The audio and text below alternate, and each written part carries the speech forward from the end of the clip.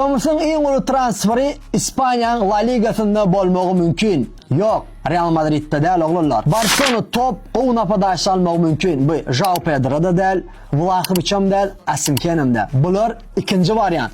Birinci variantda, конечно, Julian Alvarez Atletico Madriddan. Bilgan bo'lsangiz, Braymonning PSG g'ati ulu summa hodirladi Julian Alvarez. Atletico Madrid PSG satmani tayyordi. Yani Julian Alvarez orada aytdi, men Liga 1'da oynayacakkan dedi. Men oyun stilime qavat gelene Liga 1 dedi. Men İspanya'da La Liga'da g'alabim keladi. Bu nima demek? Bu Thomas'sa Julian Alvarez Barcelona geçmesi mümkün. Sebebi Barcelona sportivni direktori Deco bilan Barcelona prezident klubu Joao Laporte Julian Alvarez'ın agentine gün verenaklar, daha çok demal ranaklar, dine, canediyalar, duşyalar, gepleş geçiriyorlar, agenti gününe koyanaklar. Gatı ulusu muhudurlayanlar agentine Julian Alvarez'ı üstümüzde Barcelona geçirmek için. Ne fikir edeceğim Alvarez'ı Barcelona'da görürsün, təsiz onda.